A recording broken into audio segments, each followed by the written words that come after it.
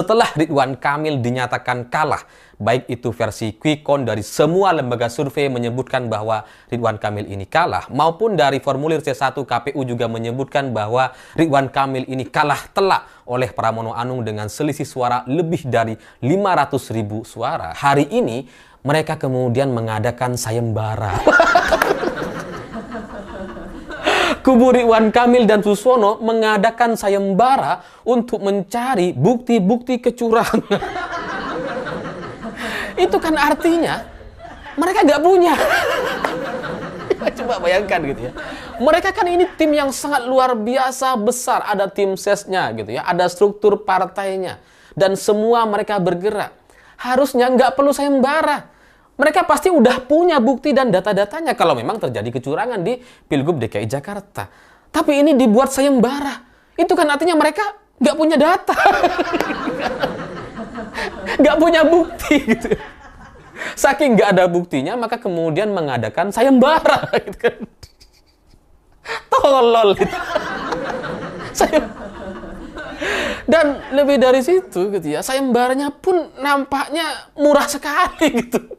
Masa katanya, masyarakat yang punya bukti kecurangan Pilgub DKI Jakarta nanti akan mendapatkan uang senilai 10 juta rupiah. Murah banget. 10 juta mau buat apa gitu. Ya seenggaknya 100 juta lah gitu ya. Katanya ke RW aja 1 M gitu. Masa ya sayembara untuk bukti kecurangan pemilu cuma 10 juta? Dan yang lucu dari sayembara ini gitu ya, karena mereka kekurangan data nampaknya gitu ya.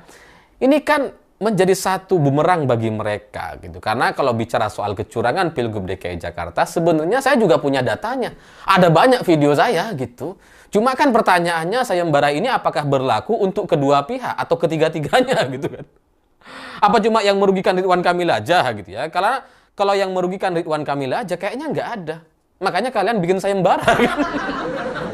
Tapi kalau kalian mau ngasih uang kepada kita semua terkait bukti kecurangan Pilgub DKI Jakarta yang dilakukan oleh kelompok kalian sendiri, oleh kelompok Ridwan Kamil dan Suswono, saya ada banyak, lebih dari 10 gitu. Jadi gimana ini? Saya kirim apa gimana gitu kan? Apa nomor rekening dulu? Ada banyak saya. Lumayan kan, 10 bukti 100 juta. Atau kalian transfer dulu aja tuh gimana?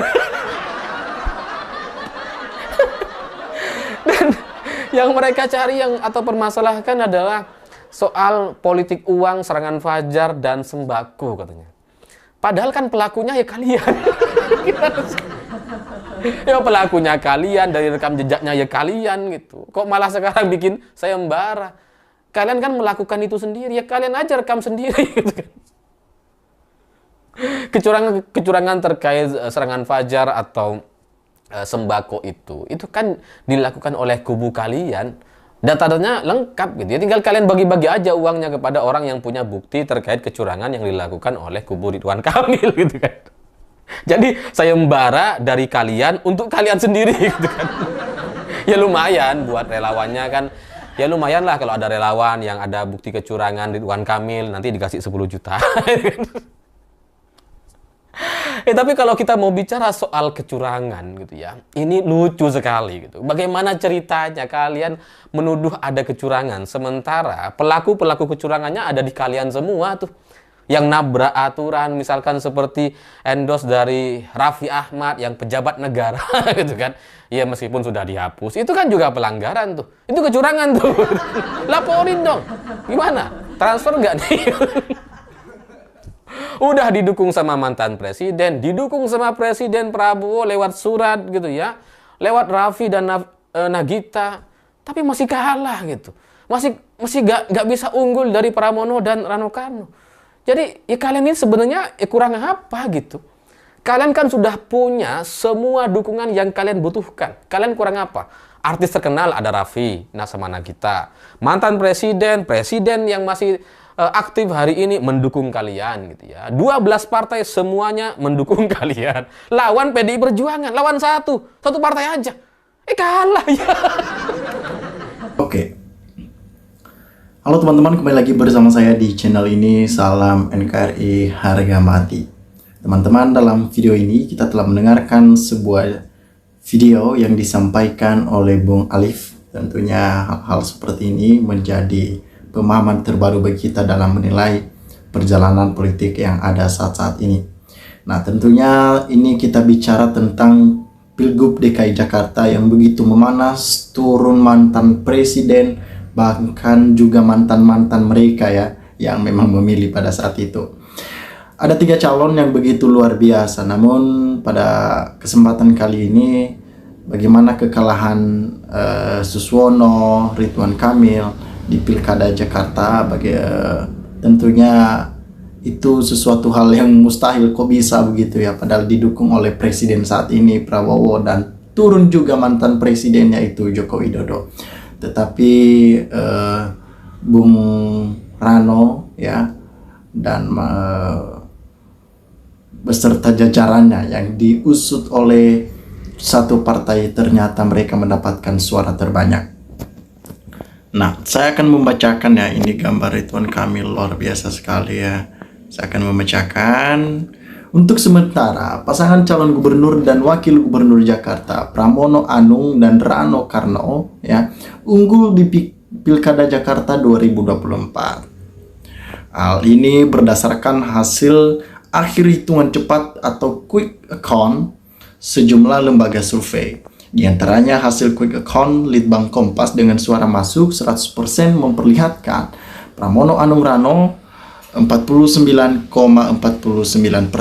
Ridwan Kamil atau Suswono 40,2% dan Dharma Wardana 10,49%. Sebagai catatan, hasil hitung cepat bukanlah hasil resmi pilkada, sebab hasil resmi tetap menunggu perhitungan suara secara manual oleh KPU. Meski demikian, kekalahan sementara paslon Ridwan Kamil Suswono di Pilkada Jakarta disoroti dari berbagai macam pihak. Ya, sangat luar biasa sekali ya. Kita melihat Ridwan Kamil atau Kang Emil menambah catatan dalam perjalanan karirnya di politik dengan maju dalam Pilkada Jakarta. Berlatar belakang arsitek 2013 silam, Ridwan Kamil memulai karir politik dalam Pilwalkot Bandung. Kala itu Ridwan Kamil menang melawan 7 pasangan lain. 5 tahun menjabat di Bandung, Ridwan Kamil meniti karirnya dengan maju dalam Pilkada Jawa Barat. Dengan slogan Jabar Juara, Ridwan Kamil dengan UU Ruzanul Ulum kala itu menang melawan 3 paslon lain. Selama mencalonkan diri, RK tak pernah bergabung dengan partai politik. Sampai akhirnya Ridwan Kamil memilih Partai Golkar sebagai naungannya. 2 kali selalu menang dalam pilkada, nasib Ridwan Kamil berbeda di 2024 dalam Pilkada Jakarta. Berpasangan dengan Suswono dari PKS, RK berada di posisi kedua di bawah Pramono Rano Karno yang unggul nyaris 50%. Nah, oke. Apalagi karena paslon nomor urut 1 di Pilkada Jakarta ini diusung banyak partai politik yang tergabung dalam koalisi Indonesia Maju atau KIMPLUS ya. Direktur Eksekutif Institute for Demokrasi dan Strategi Affairs ya mengindikasikan bahwa basis mesin politik KIMPLUS tidak solid. Kekompakan KIMPLUS kawin paksa di mana aspirasi kepentingan partai-partai mengusung tampaknya kurang berakomodasi, kata Umam dalam pesan yang diterima Tribun News. Akibatnya, meskipun diawali dengan optimis yang tinggi, Umam menyebut mesin politik Ridho akhirnya melepem jelang pencoblosan. Artinya pada itu masa-masa tenang ya sebelum pencoblosan. Pengamatan politik di Badan Riset dan Inovasi Nasional, Lili Romli, menelaah kekalahan Ridwan Kamil Suswono meskipun sudah didukung KIMPLUS ataupun didukung oleh Prabowo, didukung oleh Jokowi, tetapi masih kalah begitu. Ya, meskipun koalisi KIMPLUS itu banyak yang mendukung RK Suswono, tetapi yang terjadi adalah partai-partai politik yang tergabung dalam KIMPLUS itu tidak berjalan mesin politiknya, dibiarkan sendiri berjalan RK. Nah, ini sebuah kegagalan besar yang dialami oleh Ridwan Kamil, tentunya pembelajaran lah bagi beliau dalam mengambil tindakan-tindakan ke depannya. Jangan sampai balon begitu. Balon ini artinya cuman boneka yang hanya kembalkan saja begitu. Nah, teman-teman, masih banyak hal yang mestinya kita bicarakan di sini. Silakan teman-teman berikan tanggapan teman-teman di dalam kolom komentar ini, sehingga kita dapat bertukar pikiran antar satu dengan yang lain lewat kolom komentar ini. Terima kasih teman-teman. Lensa Netizen melaporkan.